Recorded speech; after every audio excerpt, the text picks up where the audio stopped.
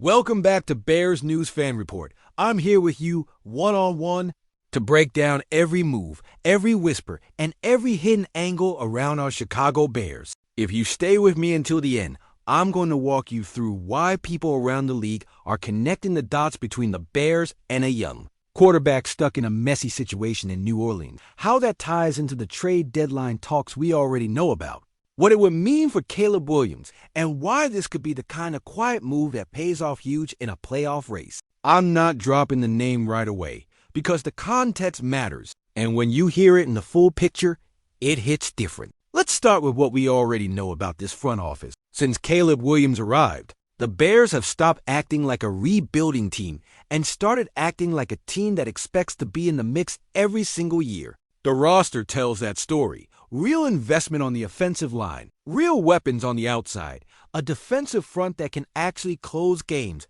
and a head coach in Ben Johnson who is hired to maximize a franchise quarterback. That's not a see what happens project. That's a win now build. At the trade deadline, we saw another piece of that mindset. Reports came out that Chicago was deep in talks with the New Orleans Saints for cornerback Alontae Taylor. That wasn't some light background call. Those talks got serious enough that people around the league thought Taylor might actually end up at Hollis Hall. In the end, the deal fell apart. The Colts pivoted to their own blockbuster move in the secondary, and the Bears ended up addressing their front seven with Joe Tryon-Shoyinka instead. That alone already told us two things. First, this front office is not afraid to hunt for value on struggling teams. And second, they are paying very close attention to what's happening inside New Orleans. Now, look at the Saints for a second. This has been one of the ugliest quarterback situations in the league. They went from Derek Carr to a full reset, built around a competition between Spencer Rattler and a rookie second-round pick. The offense never really found a rhythm. The losses piled up. And by mid-season, they were clearly closer to seller than contender. When a team is in that spot, every veteran, every contract year player, and sometimes even young pieces start to become part of trade and future planning conversations, especially if they can bring back picks and cap flexibility. In the middle of that chaos, something important happened. The Saints finally pulled the plug on Rattler as the starter and turned to their rookie. Tyler Shough stepped in, took over the huddle, and even if the numbers haven't been crazy, he's brought a different feel to that offense. You can see the tools that got him drafted so high, 6'5". Good frame, clean mechanics, a real NFL arm, years of experience in multiple college systems, and that calm pocket presence that doesn't show up in the box score but jumps out when you watch him run a pro-style offense. Everyone also knows the red flags, long injury history in college, a late breakout, and the fact that he's already older than your typical rookie. But you can't deny the talent. If you take a step back and think like a general manager, that profile is exactly the kind of quarterback that becomes attractive in trade. Conversations a year or two down the road if things don't click perfectly with his first team. He's good enough to be more than just a camp arm, but maybe not locked in as the guy forever. He's cheap for a while. He has upside if you put him in the right structure. And he's the type of player a smart franchise can buy low, develop behind a star, and either keep as a premium backup or flip later. Now bring it back to Chicago. Caleb Williams is the face of the franchise. That's not up for debate.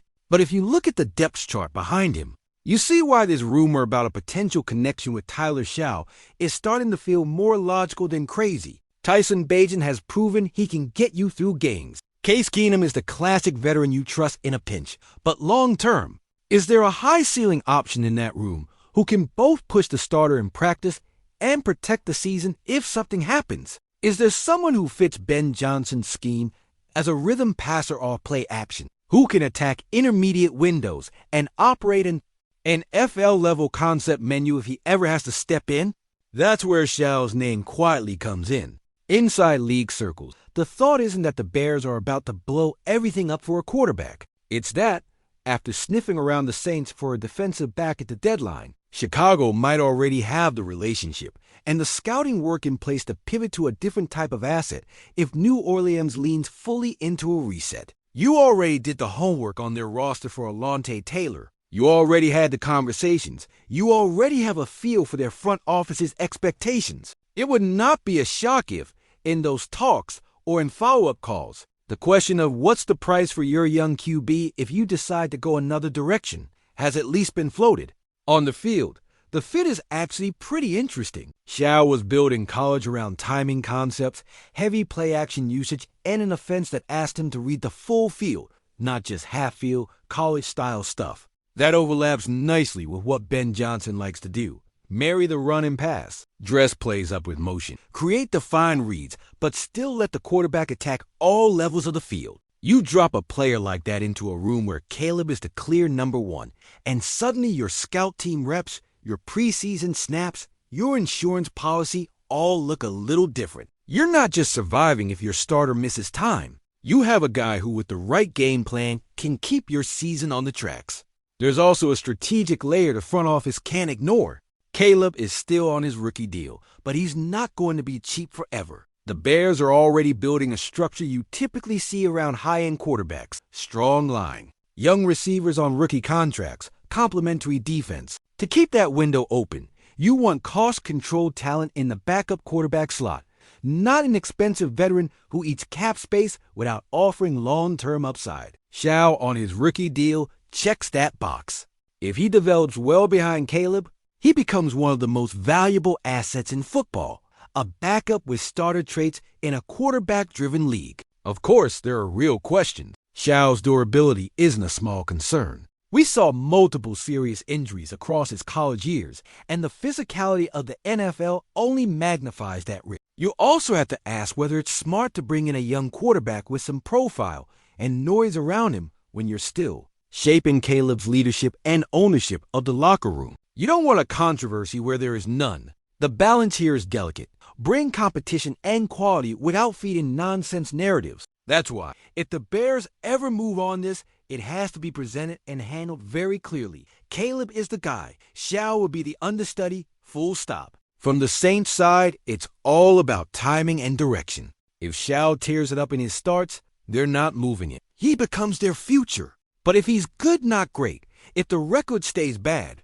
if a new regime in New Orleans wants to reset the clock again or stat more picks, then moving a young quarterback for the right price becomes a real option. Remember, they already chose a conservative route at the deadline, moving only mid-tier pieces instead of going all in on a fire sale. That can change quickly in the offseason when emotions are out of the way and a new plan is on the table. That's when a team like the Bears, with extra draft capital and a clear structure at QB1, can come in quietly and test the waters. Right now, this is a rumor, not a done deal. But it's a rumor that makes football sense. You have a contender in the making that wants to protect its investment at quarterback without wasting money. You have a young passer with starting traits, stuck in a chaotic situation on a team that might be heading for a bigger reset. You have recent trade conversations between these same franchises around other players. These aren't random dots. They line up. Before I give you my final take, I want to hear from you. As a Bears fan, how would you feel if Chicago actually picked up Tyler Shao as a high-upside backup behind Caleb Williams? Would you see it as a smart, forward-thinking move that protects the season and strengthens the QB room? Or do you think the front office should use every asset on pure starters at other positions like corner, edge, or offensive line? Tell me in the comments what your first reaction would be if you woke up to the news that Shao is headed to Hollis Hall. My own analysis is pretty simple. As long as the cost is reasonable, we're talking mid to late round pick level and a clean medical picture. I see a potential move for Tyler Shao as a smart, calculated bet, not a distraction. Caleb is still the centerpiece of everything this franchise is building. Adding Shao behind him would be about stability, depth, and upside, not about creating doubt.